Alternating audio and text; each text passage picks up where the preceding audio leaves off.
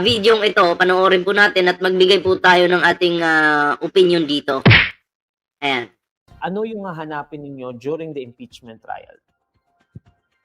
Well, I was in the impeachment trial of Corona, so ultimately it's the evidence. So let's see the evidence. Kung walang ebidensya, bakit ka mag-convict? Ayan na. Kung walang ebidensya, bakit ka magko-convict? Pero kasi may mga ebidensya na sa Kamara.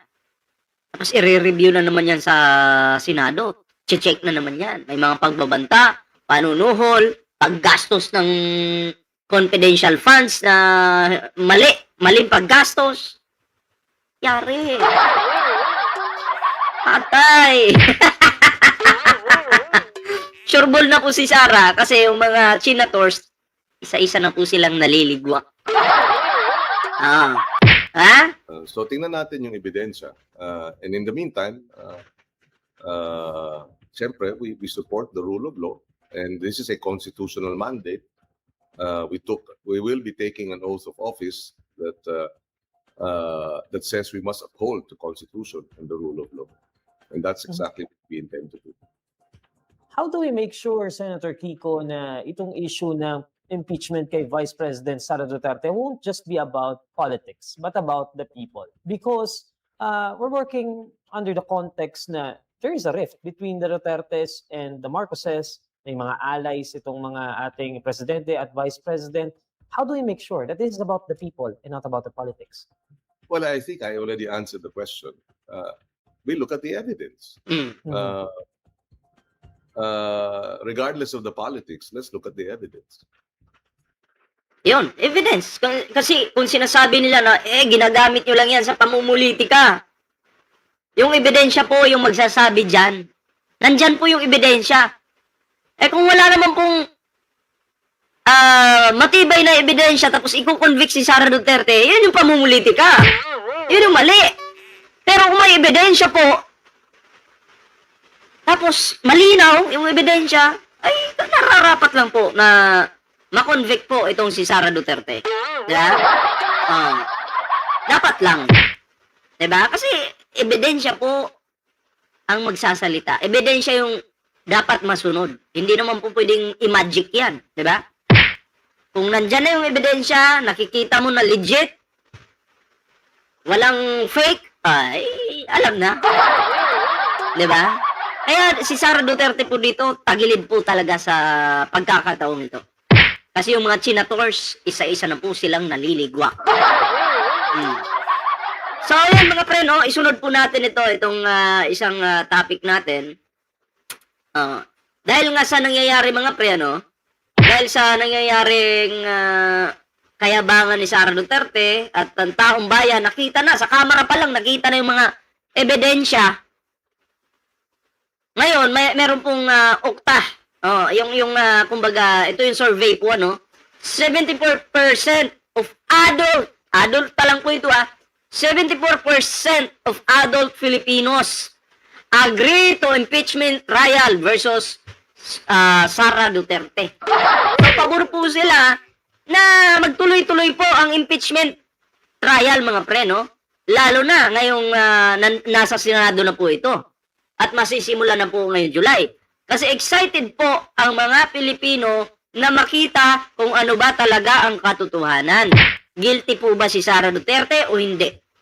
Kasi kung hindi ka naman talaga guilty, wala kang dapat katakutan. Dapat nga, mag-announce ka pa. Bakit hindi natin agahan yung impeachment trial laban sa akin? Kasi ako naniniwala na malinis ako. Wala akong pagbabantang ginagawa. Wala akong pagnanakaw na ginagawa. Diba? Wala akong panunuhol na ginagawa. Dapat ipagsigawan mo yan, Sara Duterte. Pero kasi, ang mga Pilipino kasi, dati naniniwala naman sa'yo. Pero nung naglabasan na yung mga ebidensyang mga solido, sabi nung iilan dyan, ay teka lang, dapat talaga humarap na si Sara sa impeachment. Hindi lang pwede na magsigaw-sigaw lang kami ng Duterte para kaming tangan yan. Diba? Hindi na kami uto-uto. Noon, nauto mo kami, pero ngayon, hindi na. Kaya dapat, matuloy talaga yung impeachment. Yun yung sigaw nila. Diba? So, natauhan na po yung iilan sa kanila. Diba? And then, ako na may natutuwa kasi at least, no? Paunti-unti po, nabubuksan po yung kanilang isipan. Oh, hindi lang pwede magsigaw-sigaw ka ng Duterte lang malakas. Oh, yung pala malakas magnakaw. Diba? So, ito po, idugtong po natin ito mga pre. Balikan natin yung 18X Marines mga pre.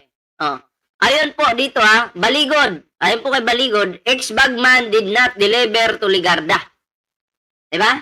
Pero nung unang interview po sa mga ex-Marines, dinadamay po nila si Loren Ligarda. Na sila daw po ay nag-deliver ng pera kay Loren Ligarda. At ngayon, nakakagulat dahil bumaliktad nga itong si Loren Ligarda, 'di ba?